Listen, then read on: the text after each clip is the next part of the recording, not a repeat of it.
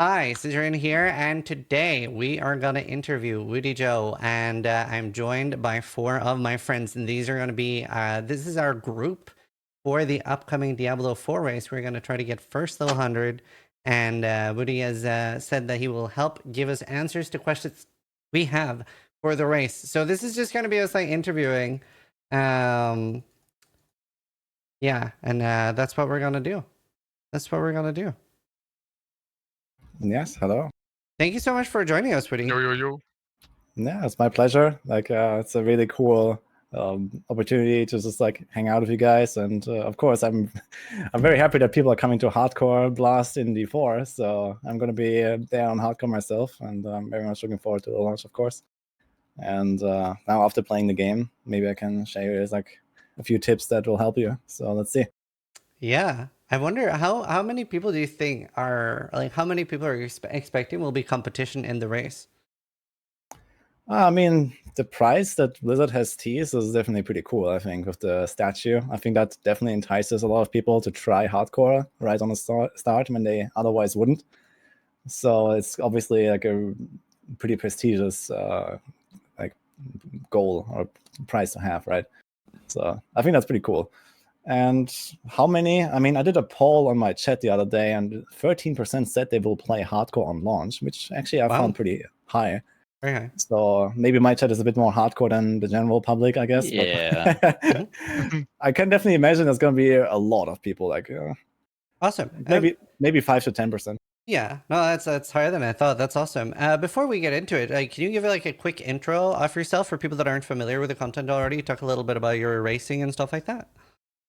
Yeah, sure. So hello guys, I'm Woody Joe, and I've been mostly blasting Diablo 3 for like the past decade. I have a YouTube channel, Twitch channel, etc. I have been producing guides basically since season 1, and trying to rank 1 on the leaderboards almost every single season. I've always been trying to push every single build to the maximum, so that's kind of the stuff I do. And I also have played tons of Hardcore, both in vanilla, D3, and in Diablo 2 even, like back in the, like when I was way younger. And of course, in recent times in D3, in PoE as well. Actually, I also do play PoE. I have like 3,500 hours or so in PoE. So I'm a bow enjoyer in general, in all games. So that's usually the stuff I do. And yeah, now in Diablo 4, I've been prepping for this game ever since the announcement, like 3 years ago. I've been very hyped ever since I saw it for the first time, and basically been soaking up all the information I can, and playing it as much as I could when I had the access, and making guides and all that good stuff. So yeah, I'm very prepared for this launch, let's say. How many hours did you get to try? Do you think the full early access stuff? I played it for like 50, 60 hours or so. So it was like around 10 days after access, and well, I had other stuff to do, but I tried to play like, as much as I could, basically. Well, what level did you get to? I reached up to 80. Nice. I think maybe I'll throw you to Steel. Steel's they actually got to link the sheet. Steel's community has so many great questions, so we'll start with some of those, I think. All right. Well, first question. This is not on the list as is. Oh no! Why did you put Rogue ahead of Sork? What's up with that? Oh, I guess you're referring to my class tier list. Well, first of all, I'm a Rogue enjoyer. I know that you're asking this question because you're a Sork enjoyer. Yeah, I just think that Rogue in general is like a pretty solid like mid-range class, and I mean so is Sork. I talked about it in my video that I have them like ranked as 3 and 4 kind of, but they are kind of like on an equal level, like close to each other, I would say. So it's like hard to predict really like which build in the end will like perform at an exact level. Like we don't really have benchmarks, so to say, like exact benchmarks of like how many hours does it reach to level 100 or something, right?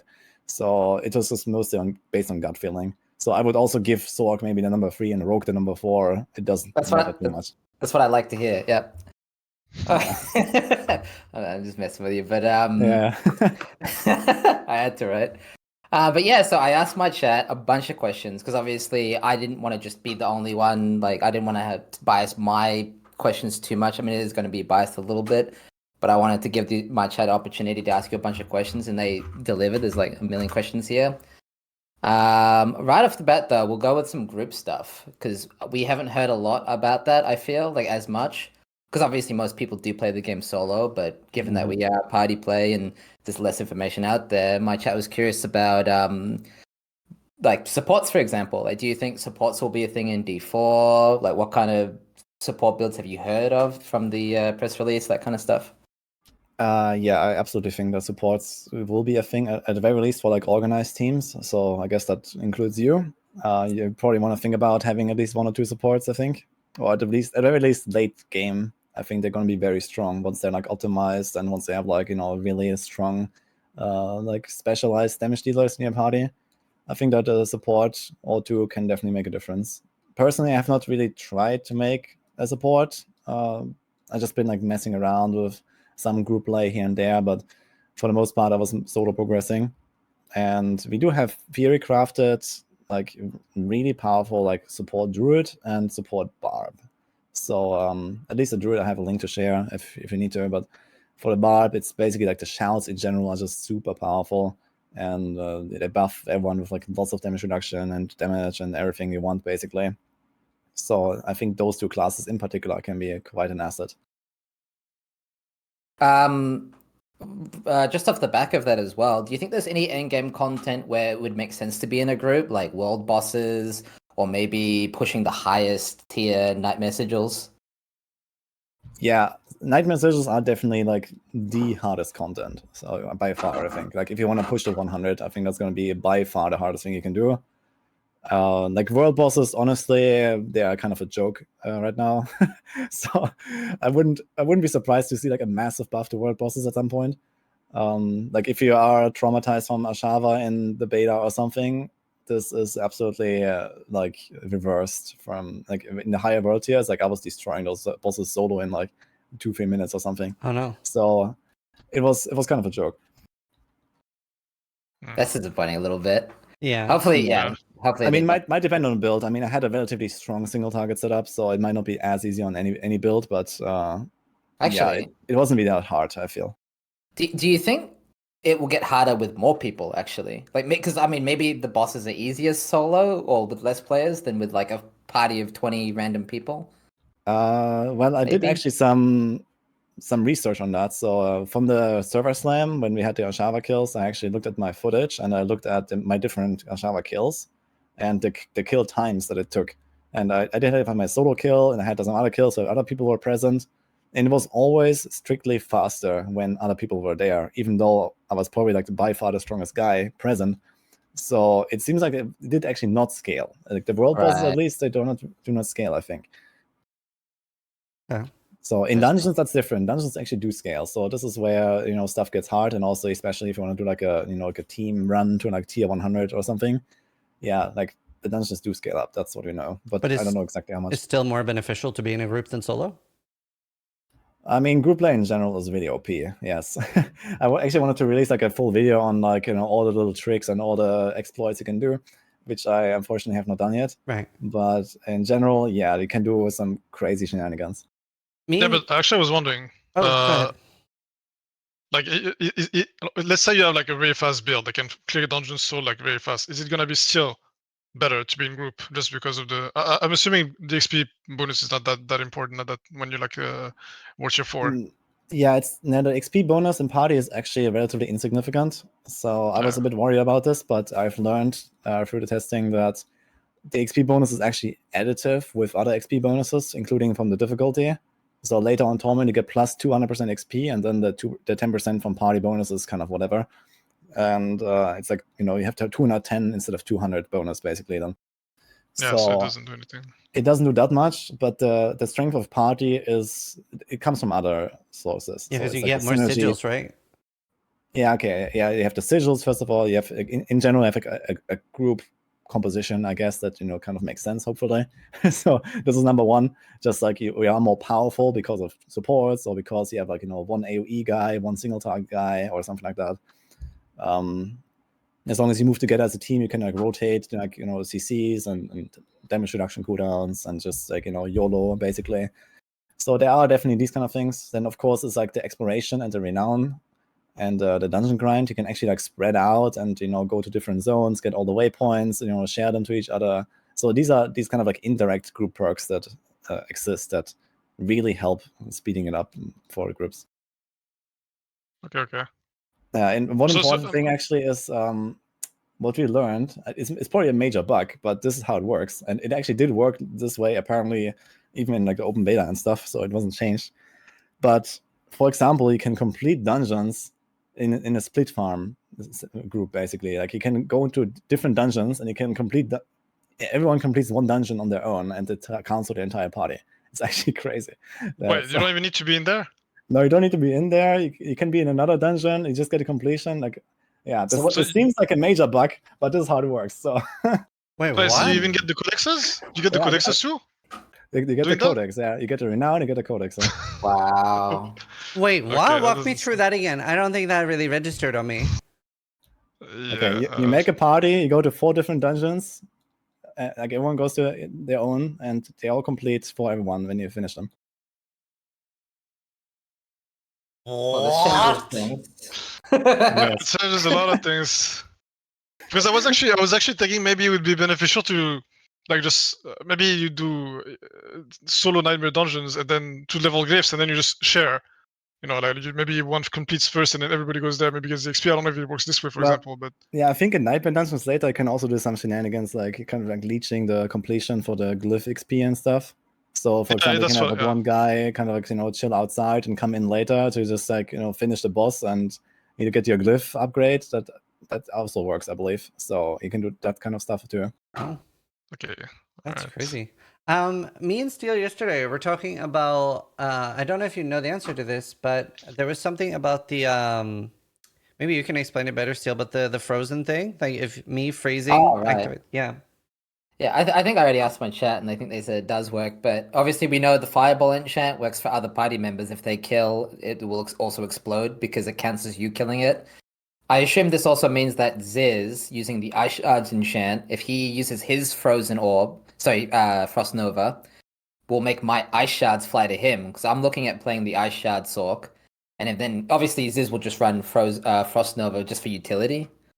So maybe he can sort of like chain the Ice Yeah, Shard. That should work, I think. Like, I mean, I have not tested this interaction specifically, but the Ice Shard enchant says that it just like shoots at nearby frozen enemies. It doesn't really seem to make a Yeah. difference where the frozen is coming from. But of Mhm. course, these kind of interactions always have to be like verified one by one, I guess. So I can't give like a general statement. Yeah. But Fair. it seems like generally almost everything just works in party play. Like the fireball enchant, like life on kill, even I believe, and all that good stuff. Like you just get it basically, which is Yeah. kind of weird. Yeah, I was kind of worried about this for like stuff like disembowel. Like if you get CDR on kill, stuff like that. I'm assuming it works like if anybody gets a kill, right?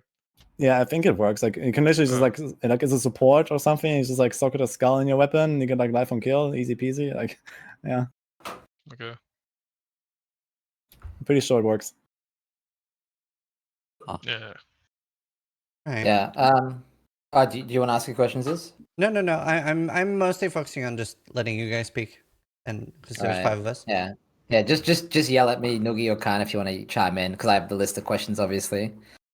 I know with our with our group, we were debating or not on running Rogue, and it's hard to tell. And just off the beta, we were kind of thinking it was like less tanky, like it was maybe a bit sketch for hardcore. So I guess just as a generic question, how's the class viability in softcore and hardcore? I guess more so hardcore specifically. And like, do you think? I mean, I know you're playing Rogue in hardcore on the launch. Like, so do you think it won't have problems like surviving? I mean, it depends on like what exactly you're trying to do. It definitely felt like Rogue was tankier than I expected, I would say, in terms of like overall survivability. But like the points that I also made in my class video, like my tier list video, also hold true. Like Rogue is generally on the squishier side if you like don't have your defenses up, if you don't have your Dark Shroud up, if you don't CC enemies. You have to play around these kind of things to survive. This is just how Rogue works. So even though you can try to build a tanky, it's not like a bot that just runs in with challenging shout and you're chilling. So you have to play around stuff. So in general, it works, but of course, it's just a bit harder, I guess, on a hardcore Rogue than on, like, let's say, a Barb, I'd say. Yeah. just because of how the defensive mechanics work per class. Mm-hmm.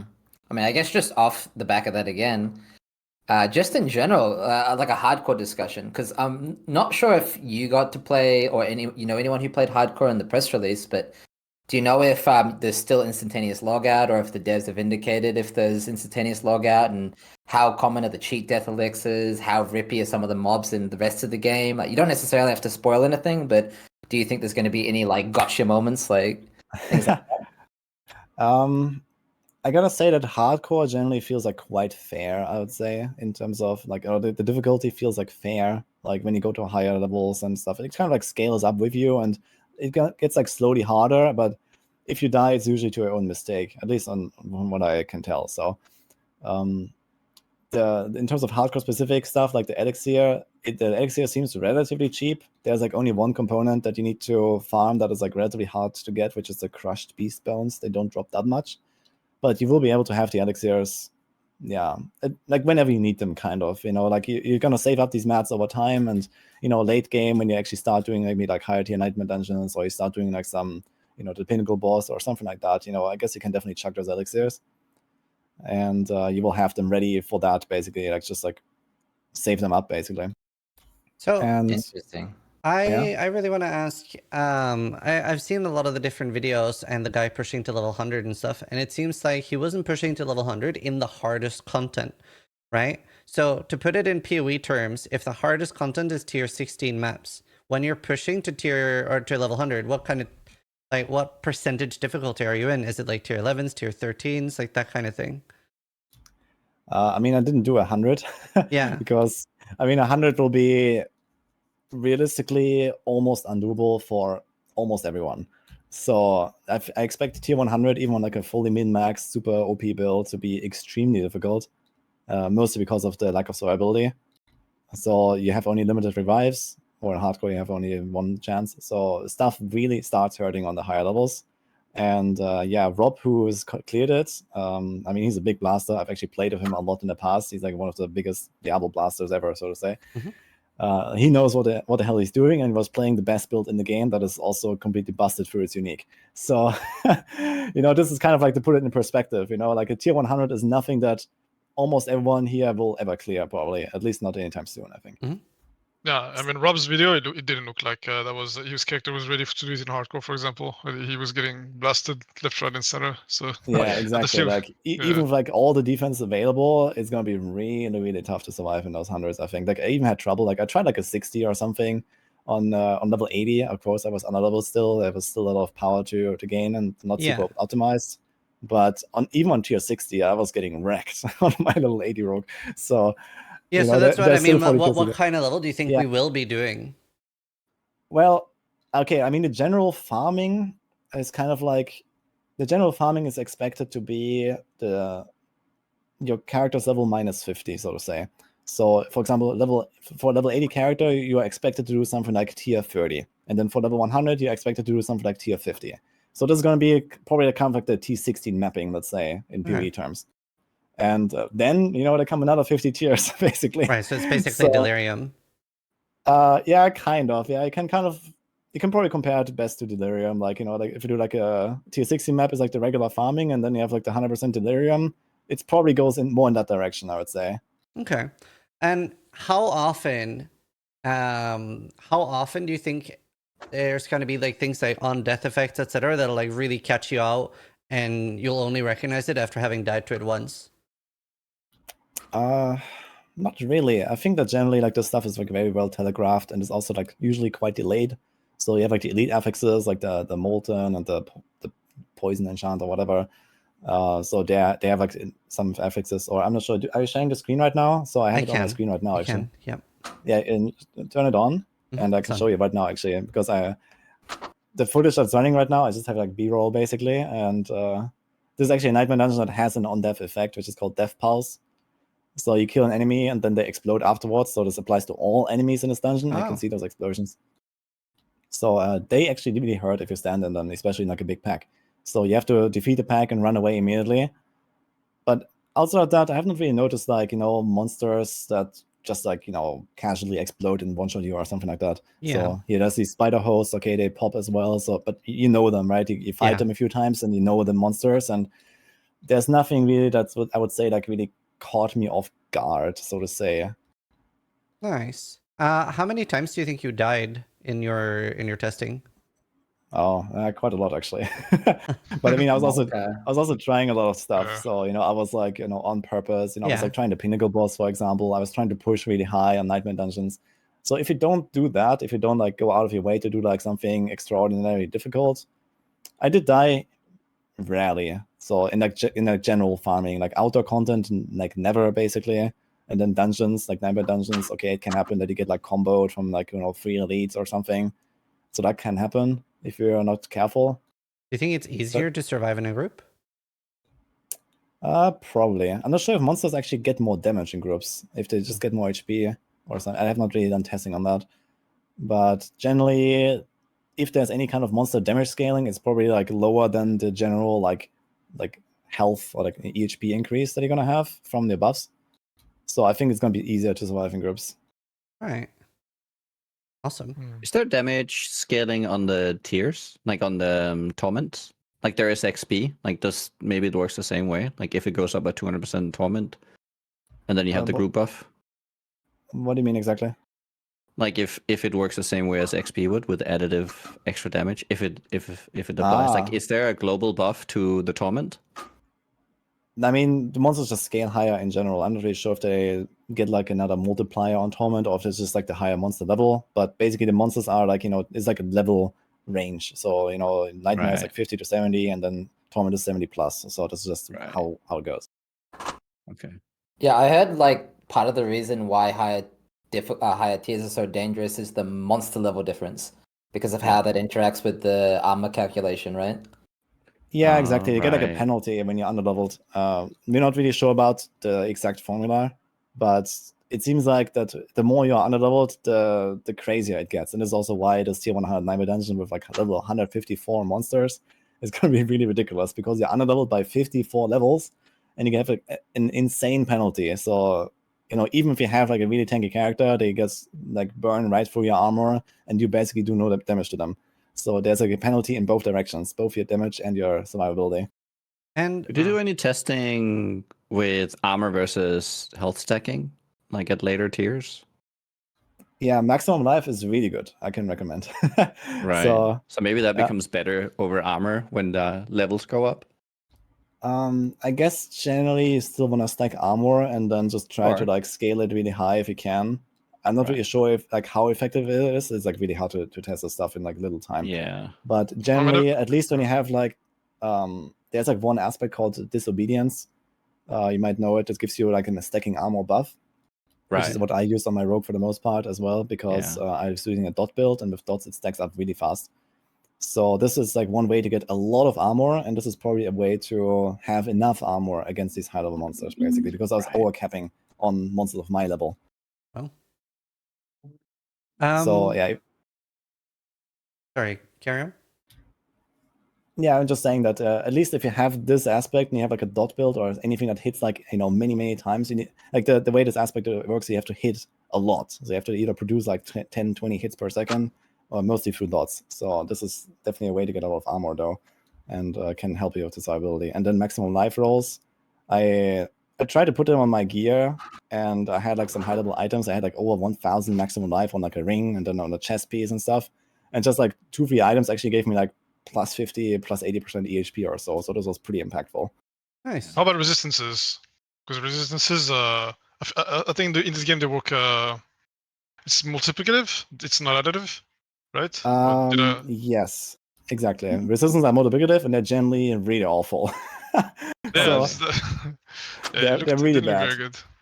Yeah, so it's like, okay, if you want to like specialize against like a certain like elemental type, for example, like you're fighting a hypothetical uber boss that does not exist yet, I guess, that would have like only lightning damage and you can stack lightning res. In that case, it would be pretty good to have resistances, but generally resistances are actually not really a good stat. Like there are other damage reduction stats that are just like more impactful. Makes sense. I've heard a lot about this Pinnacle Bus. Some people are saying nobody killed it. Other people are saying people were killing it in 10 seconds. What's the deal? I absolutely believe the people that say 10 seconds. I did not kill it, so I tried it for like an hour or something like that. I did actually progress pretty far, but I was still underleveled as hell, so it was pretty tough. But yeah, someone like Rob clearing a tier 1 hard nightmare dungeon, he absolutely killed that Pinnacle boss. Right. Like there's no question, I think. Okay. All right. Phil, do you have more questions you want to ask? Plenty. I So, know. Yeah. so obviously we touched on it a bit earlier with the elixir, but just in general, how do you think like how much do you have to gather resources? Like, do you have to like not do a nightmare sigil because you've ran out of a certain elixir or incense or anything like that? And furthermore, as a follow up to that, can you just get someone else to do it? Like, can you just get someone else to farm? What's the deal with that? Oh, boy. Okay, so number one, I mean, you get elixirs on the way. Like if you do some side quests, sometimes they reward you with elixirs. Sometimes there's also like a rare chance of like elixirs just dropping from an elite, I noticed. It's just random elixirs.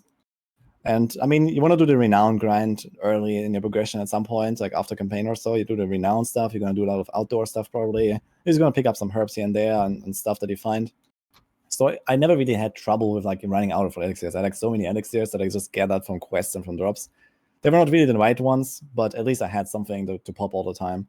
So if you want to have like a specific elixir, you know, like the perfect one for your build, you know, the lucky hit elixir for your Sorg, or, you know, crit elixir for your rogue or something, those can be costly to craft for sure. At least the good ones. There's like multiple versions of them. But yeah, generally just like pop whatever you have and just go with that. And maybe if you do like some real pushing, let's say, like if you want to like push to 100 Nightmare Dungeon, then you're gonna use your big one. Well, and what Steel said as well, though, can like, is that something people can just trade us? Oh yeah, you can trade elixirs, yes. So you can actually just like have your army of gatherers running around and We would bring your never. elixirs. We would never. Definitely will. That's why I want the race to be SSF. I hate it, but I will. Yeah. Uh, Kind of related to trading, actually. Rise was curious. Do you think there'll be do you think there'll be any economy related to things like elixirs or farming rare items, like that you can track aspects on? Like, do you think Yeah. gold will serve a purpose in the have an economy and all that? Yeah, I think there will absolutely be an economy. It won't be in the game. It will be like third-party websites for sure, but there will be like rare items can be as good as legendaries, so there's no restrictions on like rare items that would make them worse. Initially, like from like open beta and stuff, we thought that this might be the case with like rare items always dropping 3 stats and legendaries always dropping 4 stats, so that, you know, there's a bit of a distinction and you have to like SSF your way for the best in slot gear. But that's actually not the case. So the rare items can have the same item power, and they also have 4 stats later. And for elixirs, I mean, I think elixirs are just going to be like some type of currency. So people that can't pay like 50 million gold for like a GG item, they might just offer you like, hey, 10 crit elixirs, let's go, or something like that. And I mean, I would take that sometimes. And is gold Speaking important? of items, Sorry? You can go first, Card. no, that's kind of related, probably. Right. Is Go how? Yeah. Talk to us about gold. Like, what do we need it for? How much do we need? And like, yeah, will we need to care about selling things? Yes. So basically the way I did it, and I think it's like the best strat basically, is just like you salvage as much as you can in the early game, like when you're leveling, you know, 1 to 50 or something, 1 to 60. Just like salvage everything. Maybe whenever you need gold, you just start selling a bit, and then you sell as much as you can, or just everything basically later. Because as you go higher levels, the salvage stuff doesn't really increase anymore, but the gold value of items increases. So you just want to try to get the gold later, so to say. And yeah, you definitely want to have gold, especially if you want to like respec a little bit here and there. I mean, okay, if you also want to buy items from other people, I guess it's not so important in like a racing scenario, but in like an overall economy, where you know, let's say you play a season for a long time or something, you definitely want to stack up on gold so you can buy stuff from other people. So I think gold will be a quite valuable currency. For a race, I guess you kind of just ignore loot at some point if you want to just race to 100 and just like not waste time on the loot and all that. But yeah, generally I was just picking up all the rares and just selling them all after a certain level. Okay. I have a related question to that, actually. You're talking about how obviously when you push 100, you want to stop picking stuff up as soon as possible. So how early did you find that your character would be ready to farm like 50, was it? Yeah, 50? Like the highest you can do for most efficient XP? I mean, 50 shouldn't be hard, I think. Like, once you are around level 100 or close to it, I think a 50 will not be a big problem. Like, on my rogue, I was already, like, running, like, up to, like, plus 10 tiers of what I should run, basically. Like, I was running, like, 40s or so when I was, like, level 80. So, at that point, I should run 30s, maybe. And it was still fine, It depends a bit on the build, how powerful you are. Like, my rogue felt relatively strong, so it might not be as easy for other builds or other classes. But Yeah, so it was fine to go a bit higher. So the XP, in like if you go beyond like plus 10 levels, that's not worth it. But I don't know how much the XP scales like beyond that. Yeah, okay, so XP scales. I actually just like yesterday wrote the article on that. But, yeah, so basically, yeah, the efficient, like the best ratio between like monster level and like XP efficiency, so to say, is if you are under-leveled by 3 levels compared to the monster. So if you are level 80, you want to fight level 83 monsters because you get up to 25% bonus XP for being under-leveled, and then it caps out. And the only XP that you get more than that is the base value of the monster that increases with higher levels of the monster, which is quite minor later. So, for example, I mean, I don't know if these numbers are 100% accurate, but as an example, you fight, like you're level 80, you fight an 83, and you get plus 25%.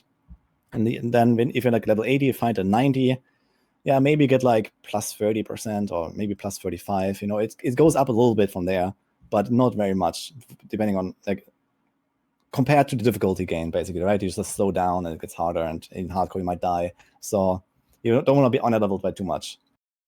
Yeah, especially with the armor. Yeah. If somebody dies, is there any way we have of catching them up? Well, like, I mean, true catching up is gonna be tough, but you can boost people. Yeah, Okay. it's definitely another big perk of party. Like, it will take a little while to kind of like get them at least to like level 50 or so, but in like half an hour or so, you can realistically get someone to 50, I'd say. Okay. Wow. It's pretty fast. And we have to do the campaign, right, on the first character? Yes. Okay. Right. Is there a large portion, like, fuck, I don't know how to phrase this question. Like, do you have to do the entire campaign? Like, is there, like, can you cut corners in places? You have to do the entire campaign, yes. Right. Okay. You also get the mount during the campaign. So you have to go to a certain step for the mount, and then you have the mount for like, I don't know, the rest of the campaign, basically. And then you have to do the campaign so you can do the first capstone dungeon to unlock the higher difficulty. Is there... Speaking of the mount, yeah. Like, is there a minimum, I don't know if you can ask that, but like, is there a minimum level for the mount? Do you need to be a certain level to be able to use it? It's just, I think it's just based on the campaign progress. You have to finish a certain quest, and then you got it. And you have it for all characters. So even if you make a new one, you will have your mount. You can skip the campaign if you have finished it, and you can start doing whatever you want. When you talked about boosting somebody to level 50 in 30 minutes, is that outside of the campaign? Like, for example, say that I die in the equivalent of Act 9 in PoE. Am I completely fucked and I just have to do everything on my own? I think you're fucked. Yeah, yes. that's what I thought. No one died during the campaign. Yeah. Yeah. So you have to finish the campaign at least without a death, else it's gonna be a struggle. Yeah. Monka. Wait, how early can we get those revive potions? Well, I mean, there's always I task need one. manager, so Uh-huh. there's that. Oh And shit. the potions, I mean, as I said, I mean, you can kind of grind it out, but yeah, like there's like a certain material that just kind of drops from certain monsters, like rarely, and you just kind of stack it up. Like, I don't really think it's like worth grinding those elixirs, just so have a cheat death. Yeah. Right. Can you kind of force the same? So when you're doing the sigils, do they always keep scaling up, or can you just keep running the same level if you want to? Yeah, you do find a lot of sigils. So when you do like one nightmare dungeon, I guess you find something like on average maybe 2 new ones, and they are usually like around the level of what you're doing, sometimes a bit higher. So most of the time you can kind of like sustain it, or it like slowly moves you up basically, and you also level up slowly after a few runs, so you can go to the next year. Yeah. So it So seems can like you pretty just straightforward. stay in dungeons nonstop? Yeah, in groups that will be quite easy actually, because I think that everyone finds sigils, even though only one guy opens. So it's not like in PoE where, wow. yeah, I think Yeah, that I think makes this is sense. actually how it works. So it's not like in PoE where only one guy gets the map drops and stuff. So I think they definitely have to adopt the PoE system here very soon. I'm sad to see why group play Yeah, is see, this very is a good. big deal for like XPing. Yeah, Yeah. especially because you can find like a bunch of the same dungeons and you just like run them over and over, and then like you have like 10 sigils of the next one, you just go there once and then When run do them they 10 drop? times. Do they just drop like in the whenever? They drop you're in playing? Nightmare Dungeons directly, so you have Yeah, to do but not you like get from your the first boss or sigil. anything. No, they just drop anywhere basically. So not every dungeon has a boss, and they just like drop on the way sometimes. I even found sigils on a chest. So Okay, and so the sigil will specify what dungeon you need to get to. yes, sigil is for a specific dungeon. So it's very much like the PoE system, I would say, where you have like maps basically. So it's a certain tier, a certain dungeon. You go there. Yeah, the difference is you have to like physically actually go to the entrance. Right. Okay, so we Could you do need some- a person to get there for us as Yeah. we're finishing one.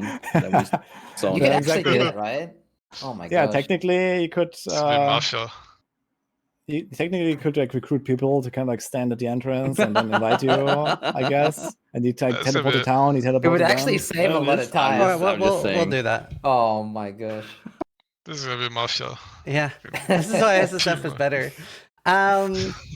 Oh yeah, do you have a list of like where there like are all dungeons kind of comparable, or is there like some that are like this is clearly better to farm for the 100 race, like you want to spam this dungeon? Yeah, this is pretty hard to do right now. Like I did not actually have enough time to really collect like a lot of data on this. I mean, I have like some footage and I ran them all like a few times and stuff. I have a general idea and a gut feeling about dungeons, but generally I would say it doesn't matter too much.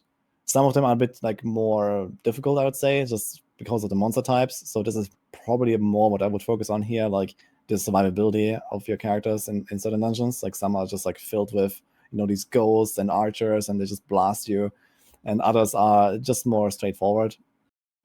But yeah, there are definitely better and worse dungeons, I would say. Right. If you were gonna set up a group with just the because you're playing solo, right? But if you were gonna have a group with the sole purpose of being the first group to 100, what would be your ideal group composition? Phew. I have not really thought about it very much because of the solo prep, but I would say it would probably include both a barb and a druid because of the party buffs, and probably no necro because necros are just like not mobile enough to really catch up with everyone, I think. Yeah, and then you have like maybe a second barb or so, or maybe a rogue. Like the thing is that you can actually do like some really cool combo with rogues. You can do like one penetrating shot, one rapid fire rogue, for example, as DPS, and you have like some insane like AoE machine, and you have like one insane single target machine. So you can do stuff like that.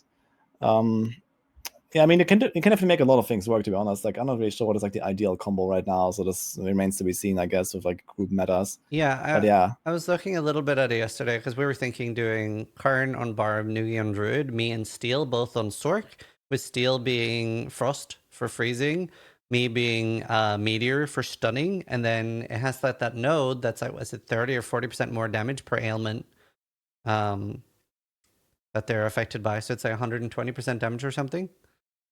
the ailment, yes. Well, yeah, it's like immobilized, Well, stun, and There are frozen, right? ailments. Well, little pro tip, you're talking about aspect of control, right? Yeah. Yeah. Does that? Yeah, it's actually multiplicative of itself. So Yeah. you want to put it on a two-handed weapon and then get 80, 80, 80 3 times. GG. Yeah. Yeah, I think that's why the Sorks won't suck in a group. Yeah, because I mean, that okay, one- in a group, yeah, I can definitely see like Sorks really popping off because if you actually apply all these different status effects, then yeah, they're gonna destroy for sure. And then you just need to figure out the boss damage somehow. Oh, true. Well, Ice Shot should have surely good boss damage, damage. right? I mean in bosses, okay, I'm not really sure how like stagger works in groups. Like if stagger HP Right. basically raises in a group, I think it does, but I'm not sure. if it doesn't, you can potentially just make like a stagger support and just like walk into the boss and like, insta stagger it, and then you have all your buffs from the aspect of control, and you just like melt the boss, right? So this might be something to explore. Sorc viable, copium. Sorc viable. It's a bit of copium, but on the other hand, Sorc. Sorry. No, it's just like don't Sorc also has some of the best like just kind of AoE coverage. Yeah, I think AoE wise, Sorc is really good. Yeah, it's like I think the single target is a bigger problem. So, but we can solve that. I mean, Sure. how important is single target actually? Like, are the bosses actually that tanky? Like the Nightmare Dungeon bosses? They're not like. I mean, they get tanky if you don't want to try to push, I guess. Because if you can't apply all these CCs, and especially on something like Sorc, where you rely on aspect of control to be OP, and you suddenly can't actually get anything from it, and you're gonna notice a huge difference on bosses. So you don't want to like slow down much on the boss. You still want to have like some decent boss, I guess, some decent boss damage. I mean, so that you don't just like waste a minute or two on like a dungeon boss just because you don't have single target.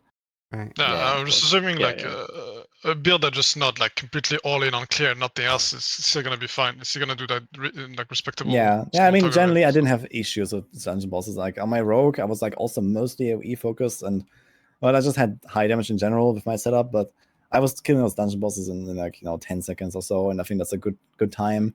So somewhere around that number, if you can get to like 10-20 seconds boss kill time, I think you're fine. Yeah, even 20 seconds sounds long. I heard a lot of people say that the end game is basically a stun lock fiesta. That the enemies, if you're not immune to stun, you will just get stunned a lot. Well, I mean, first of all, you can try to get good. Second, Unstoppable is pretty powerful. So if you don't have Unstoppable and you don't know what you're up against, like if you don't have any idea of what the monsters actually do, then you might get blasted for sure. Like there are a lot of monsters that stun you, knock you down, and all that good stuff. Yeah. But you can also dodge them. I mean, there are ways to outplay them. It's not just that you have to die in a stun lock. That's such a rogue answer. Just don't get hit. Just dodge. Think about the necromancers, man. They can't move. Yeah, on a necromancer, I mean, you probably want to have an evade charge ready, at some point. So. Yeah, I was surprised. I actually did see some tier lists having Necro as S tier, but I saw a lot as like Necro in C and D tier.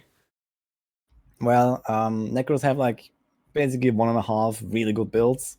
This is why, like, we also have like, I think you have on the max roll tier list, you have like a Necro, Endgame, Bone Spear, and S tier or something. It's just like very powerful. It has like a lot of like raw power, but it's like not super fast. So this is why it's there basically.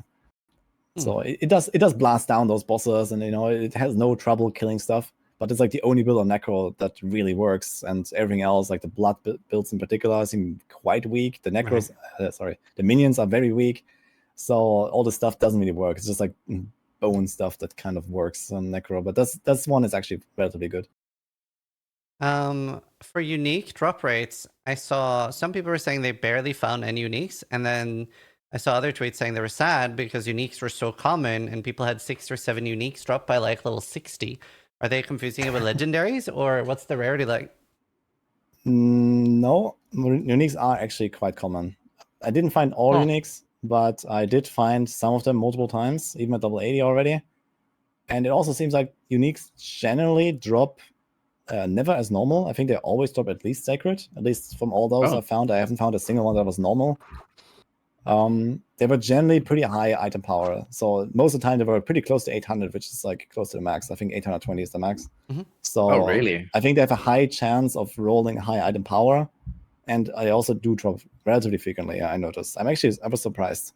But I think that each unique has like their own rarity, basically. So it's probably a bit like the tier 1, tier 2 drops or something like in PoE, for example, where some are just like omega rare. Like, I've not heard of anyone like find a Harlequin crest, for example. Like, this is like a stuff that just doesn't exist. Wow. This is like some I some like headhunter that. level stuff, That's good. basically. That's nice. Right. Yeah, so Um, I mean, every day I get linked like those theory crafted builds from my viewers or something. Twitch echoes. There's always a Shaco, of course, every single time. Nice. I noticed at BlizzCon when I played for the first time, there was a Stone of Jordan. Is there no Stone of Jordan in the game anymore? I have not seen a Stone of Jordan, like neither in the game nor in data mine, so this was probably some Surely old it's thing. coming. Surely Yeah, it's it's coming for sure, I guess. But Huh. Yeah. Yeah. Neil, any more questions? Yeah. list? So more to do with our specific like leveling strategy. How much do you think we should focus on Renown? Because obviously I know you get the 2 passive points. Like, do we want at least that in every region? I would say, yeah, while racing, it might be a good idea to like not fully finish the Renown. But I think at the very least, you want the 2 skill points in the potion. So you can skip the obols because it does nothing. And yeah, you can consider skipping the Paragon. I mean, 20 Paragon points is not nothing, but it's also not like required to be strong enough, I think. But the skill points, I would say for sure you want to get that, and it's relatively fast. Just like exploration, waypoints in the altars already brings you like half the way there or something. Like you do a few dungeons, and that's basically it. I think to get like to Renown 3. What if we completely split up and just did like 3 dungeons each in a region? Yeah, I mean, if you do that split up strategy and it's not fixed, then yeah, it's going to be real fast anyway. So in that case, Because, it might be worth just like taking like an hour per region. Like everyone just does like a few dungeons, and then you finish up with a few side quests, and that's about it, I guess. And you have like 5 Renown everywhere. Awesome. Like how long would it take you to get the last tier in a zone? You mean solo blasting? Yeah, actually blasting.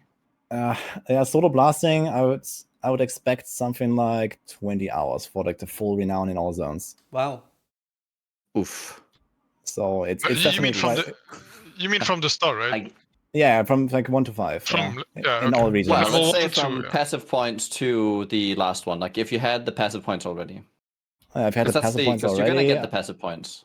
Well, let me count. So you need 200, 300, 400, 500, 600, I believe. So it's like 1100. It's like a bit more than half of the total for the last 2 steps. So yeah, it's like it's 2000 total Renown and 1100 for the last 2 steps. So that's a lot. Yeah, it's like a dungeon is 30, altar is 20, I believe, or 10. Yeah, 10, I believe. And then you have like side quest is 20. So you do definitely have to do some stuff. Yeah, but if you do this like split strategy, and let's say that an average dungeon is like, I don't know, 5 minutes, maybe 10 with walking and downtimes and stuff. Let's say 10 minutes, everyone does 6 dungeons, and you split that up, and in 1 hour you have like an entire zone completed, all dungeons. I mean, that's all of Renown. So nice. like 20 dungeons is like 600 already. Is the amount of Renown you need for the skill point the same in every act? Like it takes the same amount of time? Because in Act 1, I remember it was very quickly. You would just get it passively.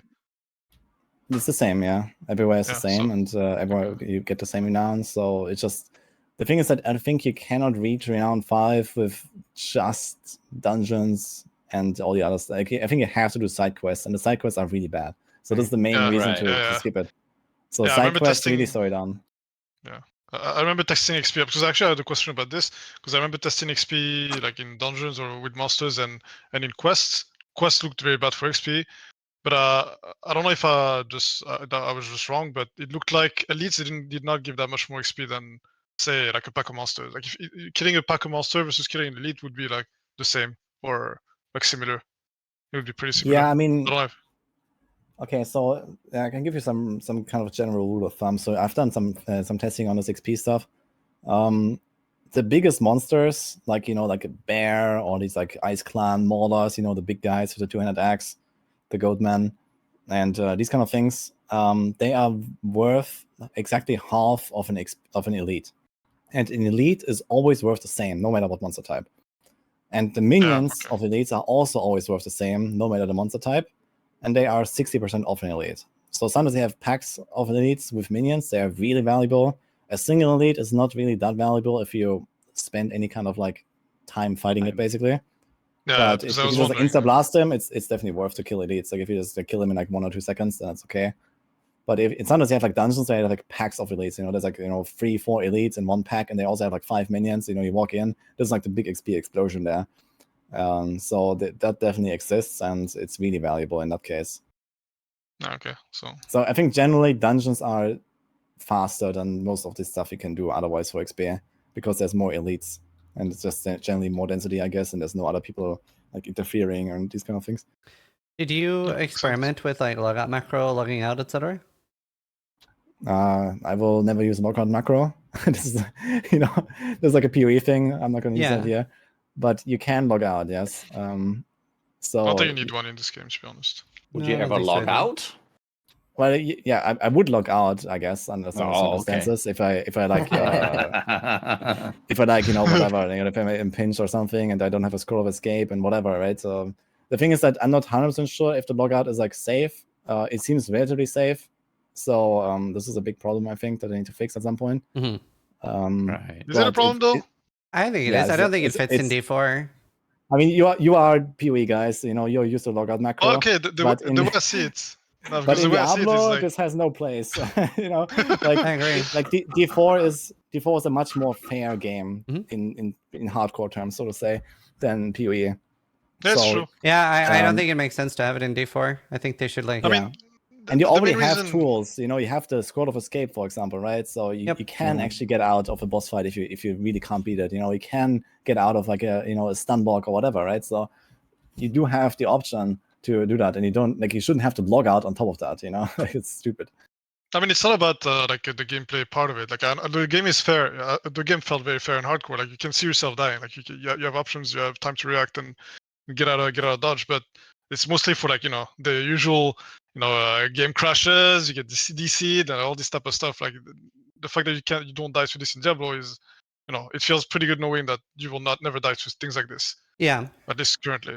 But Yeah, I agree. Like you don't normally you don't need that. Honestly, I think they need to just find like some kind of middle ground. It's fine to have like DC protection, and this is originally also what they were going to do with the Squirrel of Escape. So the Squirrel of Escape was supposed to be like the DC protection. Like you find them, and they're like relatively rare, but when you DC and you're like in combat, then it like auto triggers and it just puts you in town or something.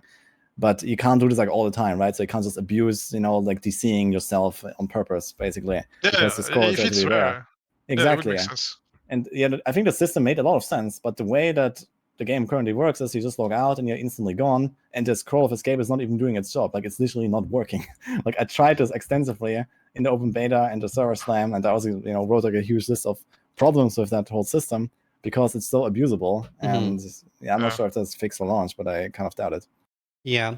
Yeah, no, I think that would be a lot better if you couldn't log out. I mean, long term, I expect this to be fixed. Maybe they just didn't have time and they prioritize other stuff now and whatever. But yeah, right now, it's kind of sad, to be honest. So with hardcore, I think there's going to be so many people that will, just abuse everything there is, basically. Like DCing, task manager, it's crazy what you can do. So you can literally revive your character with task manager. I don't think, is that even true? I did it. Yeah, I did it on the server slam, in 2 weeks ago or something, or 3 weeks when I was. I mean, didn't we do that? We tested it, and if you saw yourself people dying, would die, and then they would come back in and be alive. No. Exactly. We would other players would see them die, but on their end, they didn't die. If you got the death message, I didn't find a way back. No, okay, I can literally show this right now. I made a video about this. Right? I think this was from open beta, this video, but I can show you 1 second. Yeah, but basically I was able to literally die on my screen, use Task Manager to kill my game, and I logged back in and my character was there. So maybe that's when you're playing solo. Maybe it's different from when you're playing in a group. Oh no, we also did it in 2-man. So I literally saw I tried this in 2-man with my fiance. We made a hardcore character and we went into a dungeon and she died. I saw the death message. I saw her dying and she just logged back in. She didn't use the task manager. I think she's alt F4 or something. But did she see herself die though? No, on her screen she wasn't dead, but on my screen exactly. she was. That's what I'm saying. Yeah, because we tested it, and if you don't see yourself die, you will not die. But if you die, you're dead, and you will not be revived. that was a big difference. Like if you can't just see yourself dying like, oh, I died, I'm just gonna log. That's not gonna work. You need to log before you die. Like on your screen, if you're not dead, you're not dead. That's pretty much the rule Yeah. that we've come to the conclusion. Yeah, but the task manager stuff is still working. Like I tried to insert them again with like killing my game with task manager, and I was dead on my screen. And Oh, okay. That worked. Okay. yeah, it worked. Right. Yeah, like if you do it, if it's a perfect timing, you need to have really good timing. Yeah. But if you do it, I Yeah. think this is actually what I'm showing right now. I think here I did the task manager, Yeah. and then there was on the other screen. Yeah, task yeah, manager. that was the exact Wow. timing. That's the exact timing I found as well. It's if you like fully see the ghost, then you're dead. Or like No, Can you show it look, again? this is my character. Here, this is my character. Can you show it again? Oh, the think ghost it's- popped and he did it. Yeah, But you look, don't there's have the ghost. but you don't have the message in the middle of the Oh. screen saying you are dead. If you wait for Okay, that, yeah. then you're dead. Okay, if you wait for that, I guess that's too late. Oh. Yeah. Yeah. But I mean, Oh, the okay. problem with this is though that you just like I know that people have already made programs that will automatically kill their game when they die because like you just detect if the character is that's- dead. That's lame. You And- got, Yeah, You that's gotta really love- lame. you gotta Yeah, love this- this. You can have like a posthumous like resurrection again, basically. From your That is Yeah, opponent. that's cringe. very lame. There's no point in playing That's very hardcore. cringe. Yeah, so this is like if that actually works that way on launch, like this whole race stuff is kind of sad anyway. So Yeah, it's very tainted. Dude, I heard that even in softcore you don't have the cheat death elixir. Is that a thing? Is that true? yeah, softcore doesn't have it. Yeah. So I remember, by the way, here on this dev that I'm just showing right now, I actually had a prediction because I was like trying like more and more risky things basically with like trying to kill my character. Like I started with like just like DCing. I started with like opening a VPN. I started with like Alt F4 when I was like almost dead. Yeah, and I was like doing predictions every single time. I know that on this task manager one, like a lot of people lost a lot of points because everyone thought I was dead when I wasn't there. It was great. Wow, that's crazy. that's Yeah, I hope that fixes. I feel like D4 doesn't need a logo macro at all. yeah, it doesn't. You have I Squirrel of promise Escape, you have so many things. not to revive my character with task manager. Okay, I promise. Nice. Yeah, I mean I'm it's just stupid. Alt-F4ing. Yeah. I'm Alt-F4ing, that's it. If I die, I mean, die. I think it's fine to like, as long as they don't fix this logout timer, like, to maybe use that for now. But I would also really like to see that gone. Like if you Same. log out, you should have the 10-second timer, and you can't just get out. Like anywhere. Like I mean, it's kind of stupid that you can just like log out instantly. And like in this game, I think it makes no sense. I really like the Squirrel of Escape thing, and even having it have like Yeah. take half a second or something. And if you DC, it takes half a second. I Yeah, normally exactly, would not yeah. agree with that statement. That you need 10 seconds, but because the Squirrel of Escape exists, I agree. Yeah. Yeah, exactly. The Squirrel of Escape is exactly the solution to basically all of these problems. Yeah. You just need to make it work properly, and then it's gonna be fine. Yeah. So I really hope they're gonna do that. Like, imagine how Uh, perfect it would be if Squirrel of Escape takes 0.5 seconds to work, and it can work when you're stunned, anything. It works if you DC, anything. But there's no cheat death elixir and no cheat death on Sork. That would be so good. Yeah, exactly. Like, like I don't know why they started adding this elixir, man. It's so It's so weird. If you don't want to die, don't play hardcore. exactly like it's just like make hardcore back into softcore again. Like it's so stupid. I think. What do you mean? I don't know. I play hardcore, but I don't want to die. No, that's Yeah. fine. But like, it's very different than the PoE logo macro ends up being a like better balanced way to do it. Yeah, Khan didn't pay attention earlier when I talked about getting good.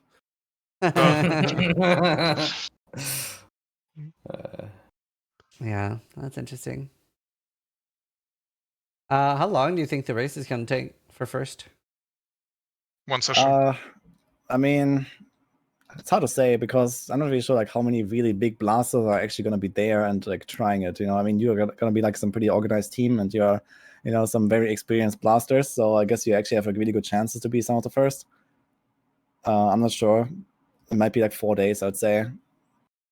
I'm not 4 days sleeping is until I'm probably 100. okay. So I saw some people were saying 30 Well, hours. That's no way. I'm thinking like less than 50. I mean, okay. I mean, like 4 I'm days, just saying, with if you breaks can and sleep and actually stuff. just spam schedules and have other people running there and there's no downtime, Yeah, okay. I mean, if you do like all the Yeah. shenanigans, Oh, then yeah, it why can be wouldn't faster you? for sure. Everything. that's the whole Uh, thing. Like, why The wouldn't question you? is like, who's really going to be that organized, and actually have these people? It's not going to be many. And No, it even just if needs you to be do that, one. I don't Yes. know about that. yeah, yeah. Even if you do that, then someone might drip on the way or something, and suddenly Oh, your yeah. combo falls apart and stuff. So there's also that risk, I guess. Sure. I mean, I it's guess hardcore. it can That's be true. faster, like for 4 days. I mean, 4 days is like my solo expectation, I guess. Like I was saying, like I'm gonna do it in 4 days. I guess for groups, maybe I'm talking about like Right. maybe you can even do it with one time sleeping, and you do like 30 hour or something. Well, That might work. Well, that's why our main plan is to make sure Karn gets 100 because he can do 60-hour sessions. And like, I Yeah, can't. exactly. I can't. I like how you I'm just not- throwing him on the bus. It's like, oh, Karn, he's just gonna play for 60 hours. There it is. I mean, if it's about just one of you reaching first, No then way, yeah, I mean, just like that can't finish it kind of, and there you go, right? So Yeah. I'm just doing 30. 30 is fine for me. You'll wake up, I'll be 100, man. Are you sure? Yeah, I'm sure. I just want like the team to win. I literally cannot do 60 anymore. I'm too old. I mean, honestly, I don't know how much I'll do. It's gonna depend how much adrenaline is in there. Yeah. It all depends on that. I mean, it's even harder for Noogie. He's 47. Like, I have no Yeah, idea how dude. he's so I mean, energetic. I mean, Yeah. who's the fit guy here? Okay. You are. Young boy. The stick guy. wait, is that real? Yeah, Noogie's 47. Oh, holy shit! Okay, nice. Yeah, he, Well. he went to high school with Alk. But Alk is like 55 or something. Oh, that's funny. Right, let's see. Steele, any more questions from your list? Well, the only thing I've sort of left is regarding glyphs, because obviously none of us got to try glyphs because that was like an endgame system. So some of the questions people had were, when do glyphs start dropping? Are they easily accessible? Because obviously there's like 20 or so per class, so it's going to be hard to get the ones we want for our build. And just how does leveling them up work? I know you use Nightmare Sigils to level them up, but is it hard to get to 15 for the breakpoint where they get bigger? Okay, so I didn't do too many Nightmare Dungeons, and I had 2 glyphs at 15 already at level 80, and I was working on the 3rd one. So, and this was after doing like basically all the Renown stuff in all of the regions. Like I actually grinded out the entire Renown thing. In most of your side quests and all that stuff, like I started Nightmare Dungeons, like actual grinding relatively late, at like maybe 75. I really started blasting Nightmare Dungeons. So I only did it for a few levels, and I already had 2 glyphs at 15 then at the end. So it wasn't too bad. You can like actually math out like how many tiers or like how many runs of each tier you need. So the total glyph XP to the max level is like 3,000, and I'm not sure, like 15 is like maybe like half of that, I guess, or so. Let's say 1,500 would be like the XP for a level 15 glyph, I guess. And you get basically the tier of the dungeon that you're running times 2 as XP. So if you do like a tier 50 dungeon, you get like 100 XP. You do like 12 dungeons, you have, or like 15 dungeons, you have like a tier 15 glyph. It's not that crazy. So you can level them at least to 15 relatively easily, at least in the later tiers. So you don't want to do it on like tier 10 or something. It's like really slow. But if you do like tier 30s, it's fine. So at that point, you kind of like start getting those glyphs XP like really fast.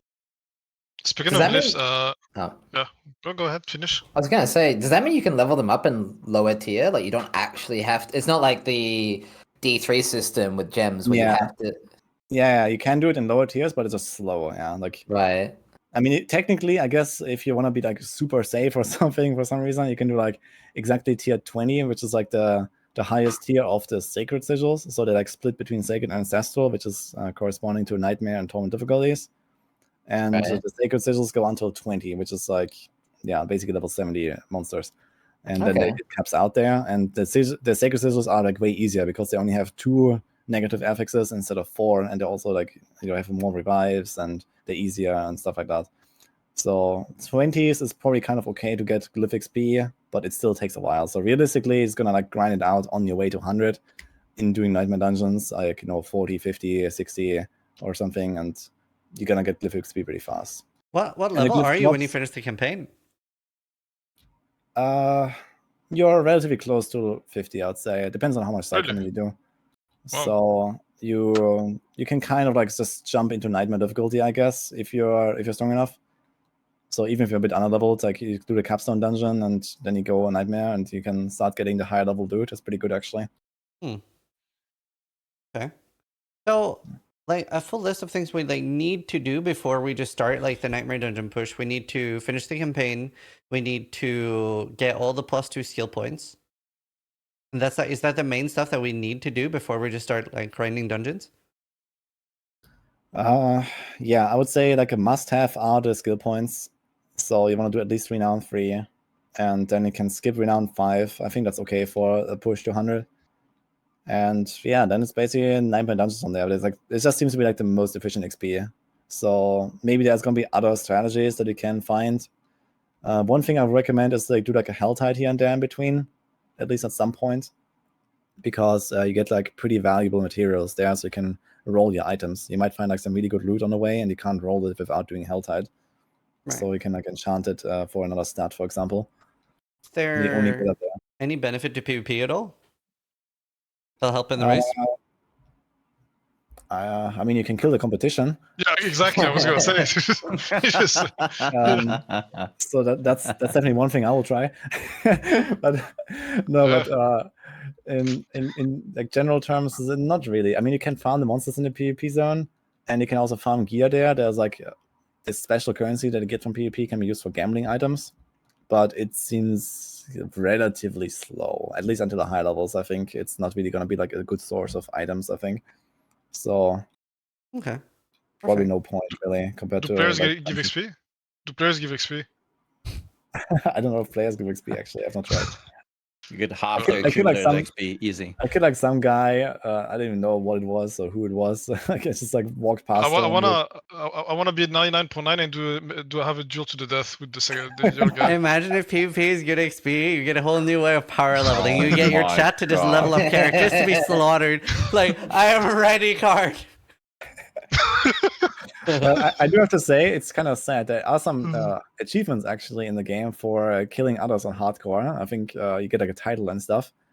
But it doesn't have a level requirement. I think it would be awesome if this was like a level 100 character you have to kill and you get a Yeah. title. That'd be badass. But yeah, maybe. Wow, that's funny. I was wondering about the glyphs actually. Where do you get them, and how often do they drop the rare glyphs? Yeah, sorry, I didn't answer that earlier. Right.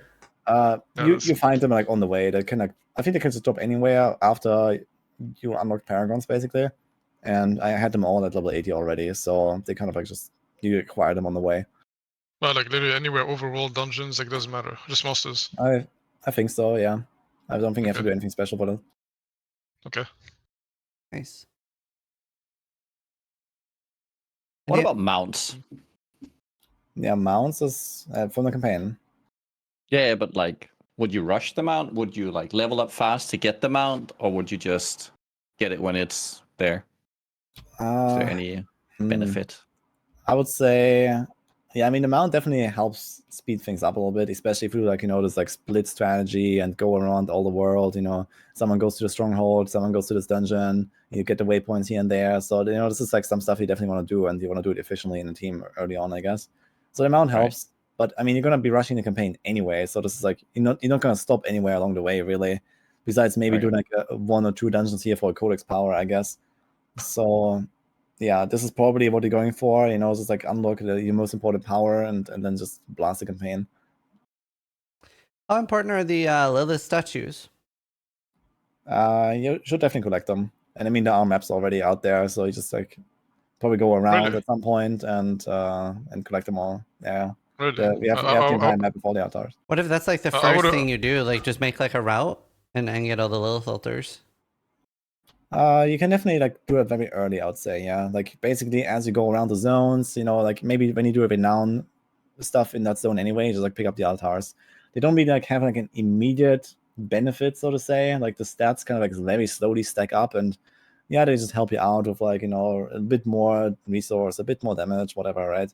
And then like for the paragons later, you will have like an easier time reaching those stat thresholds for a bit of a boost. It's not really like crazy to have the altars, but they give you also renown, so it's kind of like part of the renown grind, I would say. Just like pick up the altars.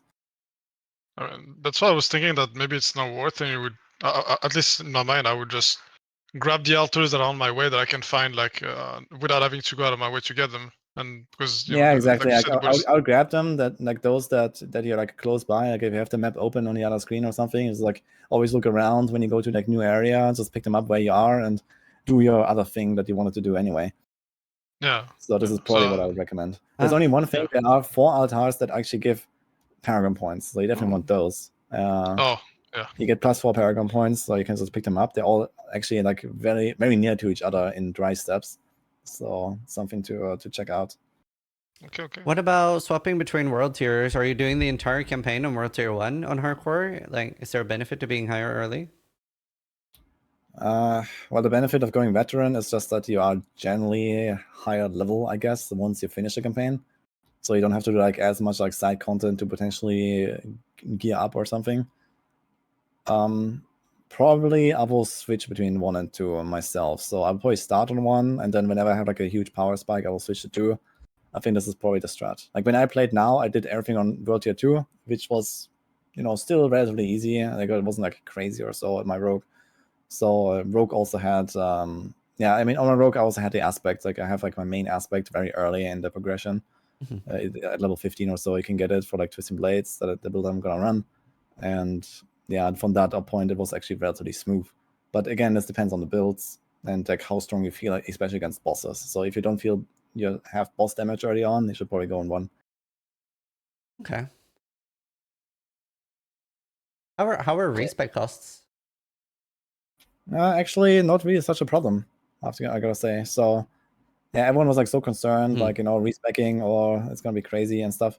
But actually not really. So at least on 80, I mean, I guess the income doesn't really speed up anymore at that point. And the gold cost of respecking will speed up, and you potentially have to unspec more points as well. So it will definitely get costly, especially towards level 100 to do respecs. But it's mostly about paragons. If you have like a paragon setup that is like relatively universal, I guess, then you are totally fine. Just respecking a few points in there, changing a skill or 2, and all that stuff is like nothing. It's the paragons that will really be costly if you want to do like a full build respec to something else. If you have to like adjust the entire board to like 200 points, then it's going to be a hefty cost. So you can change the boards then, remove the Yeah, board for you a can new one. change the boards. Yeah, of course you can like Okay. adjust them as well. It's like point by point. It's just the same thing as on the skill tree. But Okay. yeah, you don't want to do respecs too often, at least on like a major respecs, I guess. Mhm. But it was still fine. Like I was able to swap my builds a lot. I played like 10 different builds, and I still had like 15 million gold at the end, like trying out a bunch of stuff at level 80. So I was fine on that end, but I did not really switch my paragons around all the time. So this is like the one thing I avoided doing, and I was fine. Cool. Okay. Any other questions from anyone? That's actually everything on the list, to be honest with you. Maybe some people from chat. Yeah. I don't know. Yeah, we could take questions from people. I feel like we've learned a lot. Yeah, you popped off, Footy Joe. You just like.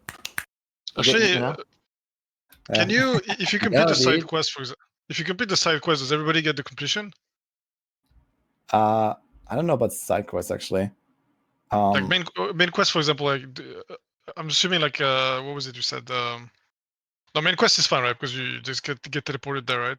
But the side quest, yeah, I don't know. Yeah, like the main quest you have to do mostly together, so I'm not 100% sure how that works. If you can like skip out on some steps and come back later and actually get a completion. For side quests, I think you just have to like kind of do it yourself together. Like I think you have to all go together. I'm not 100% sure. I've not actually tried that. Okay. Are glyphs able to be leveled up while they're in use? Yes. Nice. Oh, how are treasure goblins? They're pretty good, I think. So if you find them, you just like try to hunt them down. At least if you can kill them easily. You gotta be careful, Butcher might be around the corner and stuff. But outdoor zones, yeah, just like go for them, and generally they drop something good. Were there Can you any get teleported it? Oh, sorry. Were there any immunities on monsters? No. Nuki, carry on. Sorry. Can you teleport into a room of goblins? I know that rooms of goblins exist in cellars, but it's like really rare thing. I've actually not seen it. Oh. So, but like, can you know before you trigger them and just teleport people in? I'm not sure. Like, I guess you can see it on the map and before you engage, and you can see like the little icon of the goblin. So I guess technically you can like invite people and then do them together. That should probably work. So if you want to like recruit even more people for your army, you can like recruit like another 100 people that run around and just like spam settlers until they find goblins. Go ahead. That's so smart. Yeah. Yeah, the hardcore race is gonna be very fun, guys. Trust me. More games need SSF for group found. I love the RuneScape group found. It's like the best thing ever. Yeah, I wish it was separate group found. I mean, on one hand, it's kind of cool that you can do some shenanigans like this, but in any kind of like competitive sense, it's obviously pretty awful with all these advantages that you have. So I think that at least like on a competitive side, it doesn't actually have to be like a full SSF mode. It just needs to be like something like you like voluntarily do not group, you do not trade, and something like that would already work, right? As like a check mark or whatever, like or like some kind of like a tag or something. Even though you have other people running around in the open world, right? There's just random people that you see sometimes. So they don't have to make like an SSF server, but something would be nice for sure. Yeah, you could just do like solo hardcore. Yeah. Yeah. Unofficial season 1 leaderboard. Let's go. Yeah. No, just like a mode where you cannot group. That's it. That would be. Yeah, exactly. If you cannot group, I'm not sure if you can actually trade with someone who's not in a group. So maybe cannot group would already solve the trading problem too at the same time. Oh. Because I think trading would also be like relatively impactful. Like you can just like feed someone with all the elixirs and all the good loot and all that. So.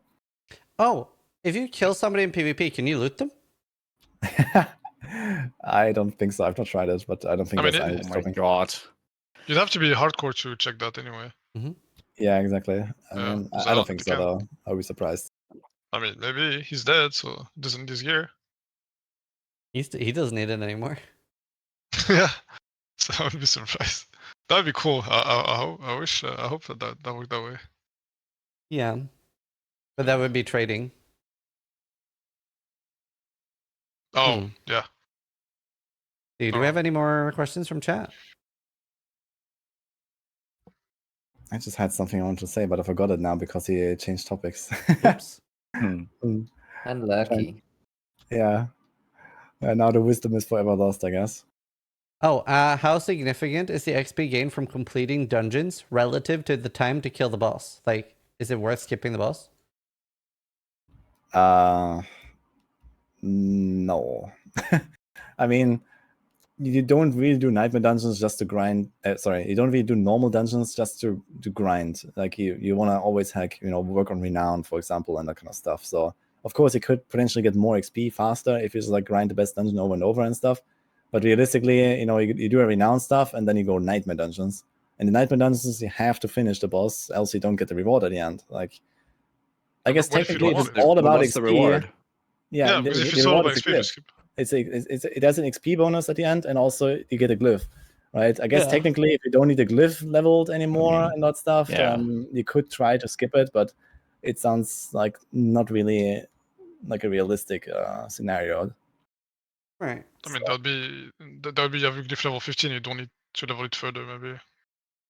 Yeah, I think this would only be a case of like you have absolutely no boss damage at all, and then maybe you skip those dungeons that have bosses as much as you can. And if you are forced to run it, then you just like skip the boss there. So maybe that could kind of work if you have like some super OP build, but it just can't kill bosses. Maybe I can see that, but realistically, not really. I think people's generally gonna try to have a bit of single target damage and actually just finish it. So like if you're a Quinn build. Yeah, I mean, if you're Quinn, then maybe you can consider that. Yeah. If one person in the group dies and we do the boosting thing, I guess it's beneficial just for one person in the group to do the boosting and the others just to keep doing whatever they're doing. Yes, I think only one guy is fine. Like, it's not that hard to like just like take someone and like get them through the capstone dungeons, and like at least like depending on what level you are. If you're like level 80 plus already, then one guy can easily carry it, and it's gonna be fun. So it's just the capstone dungeons to boost? Yeah, realistically, yes. So you do the capstone dungeons, and you're gonna get a lot of XP there. So after the capstone dungeons, you're already like, I don't know, probably 20, 30, like in like a matter of like 10 minutes or something. And then you can like run them through a few dungeons, and yeah. But in hardcore, you gotta be careful though, because the monsters will one-shot you on a low level. So you have to kind of make sure that you do a proper clear of the area, and then the other guy follows you around a little bit off screen and stuff. So it's not gonna be as easy to boost someone on hardcore, I guess. But if you're careful, it's probably doable. Wasn't the XP global? Like if you're in the dungeon, you get the XP. I need to remember now. We tested this. I think the answer is yes. Actually, I think actually you might be able to just stand in the entrance. Yes, and I think it's just a party bonus that disappears. Yeah. Yes. Yeah, I because think I remember we did this. Yeah, and legendaries get teleported to you. Yeah, Yeah. exactly. So, yeah, so boosting is pretty powerful, I guess. Yeah. Wow. Awesome. I think that might be it. Yeah. That was good. That was a solid 2 hours. Yep.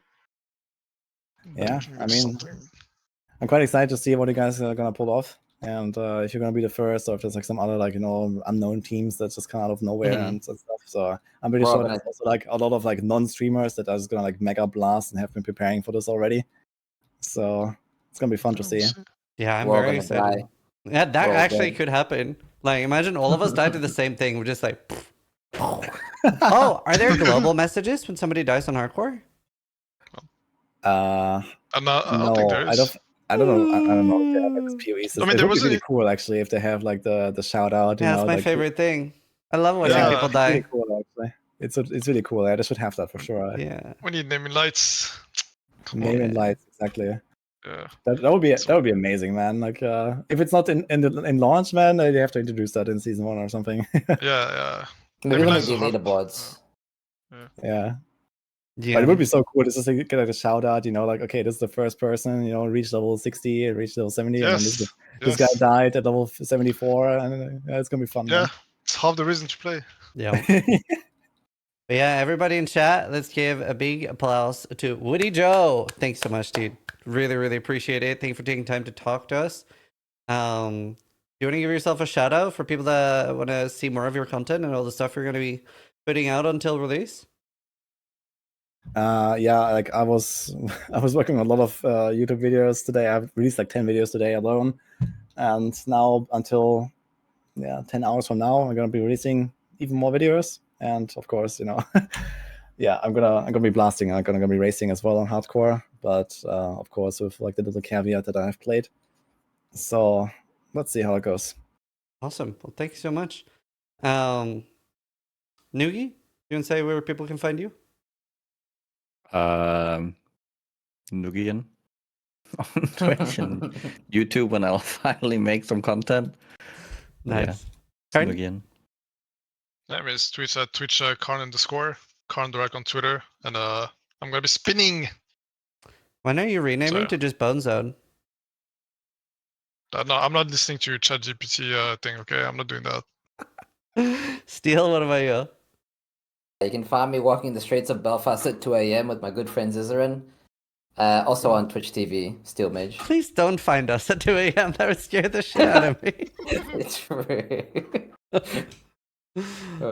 Also, you want to go for a walk later? Yeah.